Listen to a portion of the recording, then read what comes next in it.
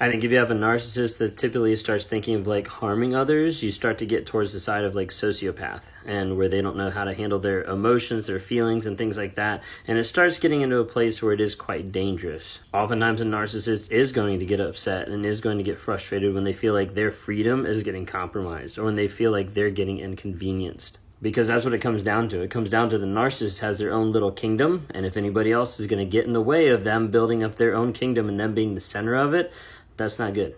So if I say I'm sorry, and then I slap you in the face, and I say, oh, I'm sorry, and then I slap you in the face, and then I say, oh, I'm sorry, then I slap you in the face, I might actually be sorry, but I'm not apologizing, because apologizing means that there's going to be a change in behavior. So if I slap you in the face and I say, oh, I'm sorry, I shouldn't have done that, and then I don't slap you in the face, then that shows you that I'm actually working on changing.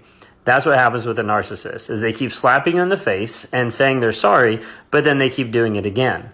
The bad thing is you keep coming back to it. So a lot of times a narcissist will develop a trauma bond. So they'll slap you in the face. They'll say, I'm sorry. The person says, oh, it's okay. And then they come back. The narcissist is like, oh, they came back. Let me slap in the face, see if it happens again. They slap in the face. They say, oh, I'm sorry. The person says, oh, it's okay. And they come right back. So as a result, the narc thinks that it's okay to keep slapping the person in the face and saying they're sorry when it's not an apology. So let's talk about apologies for a second here. Crazy that a person would think that your actions are controlled by someone else.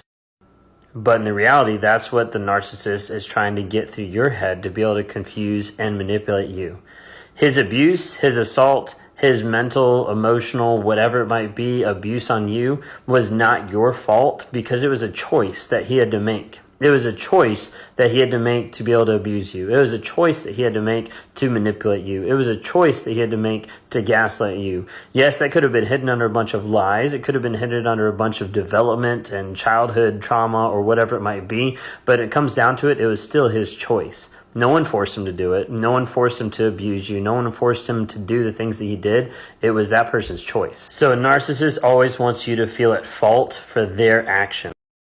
So I think Enneagram is very fascinating, and it's stuff that I've been learning over the past couple of years that really does an awesome job digging down deep into a person's personality, and doesn't just give like the surface of how they communicate or how they act, but actually shows like, hey, this is how they were developed. This is how they were formed. I think Enneagram does a really good job of developing that. So if you look it up and you're equal in 4 or 2, then what you need to look at is see what you're similar to on the opposite side of each one. So with a 4, you're looking at a 3 or a 5. With a 2, you're looking at a 1 or a 3, and see which ones you might also correlate with, because a lot of times people have one Enneagram type and then they wing with another one. You can't be a 4 and a 2. You can either be a 2 or a 4, then you can have a wing. So if you have a 4, you can have a wing to the 3 or a wing to the 5, but you're not going to actually jump whole numbers. So it can be kind of confusing. But when you start diving into it and seeing like, hey, what is your core fear? What is your core desire? What is, things like that, that'll start having you give an idea of what you. So as a result, the narc thinks a lot of times that whatever emotions that you're portraying, that you're actually trying to manipulate them and control them. It doesn't really make a whole lot of sense, and it's not right.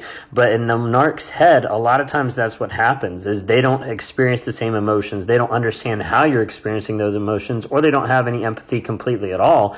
And what they're trying to do is they're trying to justify it. They're trying to be like, she's having this type of emotion, he's having this type of emotion.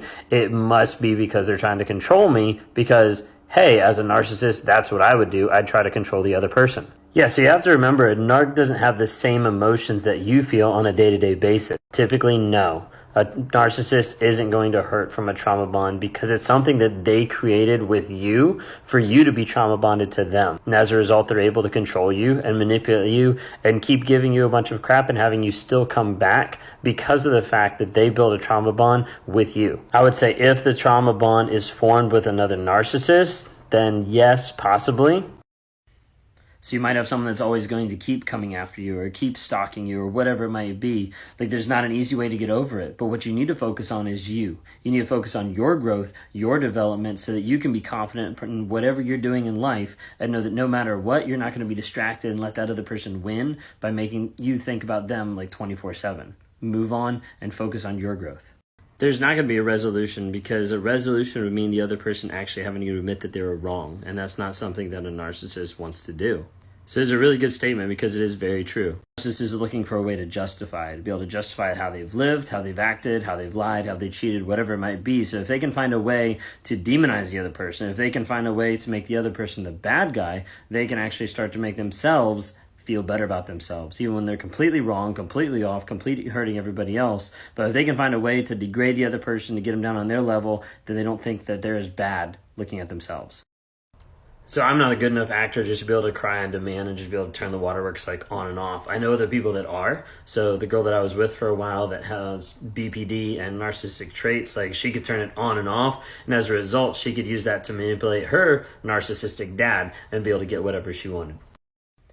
I didn't always mock her or make fun of her, but I did get really angry and I did get really frustrated because I didn't know how to handle the emotions that I was feeling, and I didn't know how to handle her emotions that I was seeing. So as a result, I wouldn't know how to process it, and my immediate response would be to lash out anger, lash out in saying things, like lash out in like being mean and how I communicated to her, because I didn't know how to handle it. And as a result, it just kept getting worse and worse. It was prominent before, it was prominent as I was growing up, it was prominent in different relationships that I had, but it really started to be extrapolated more and more out when I was married, because of the fact that now I'm stuck with this person 24/7 or with them like constantly, and as a result, my actual attitudes, actions, and lies and everything started coming to the surface of this is how I'm acting and this is how I'm interacting. The difference is this person actually is still with me versus a girlfriend that just breaks up with me and moves on.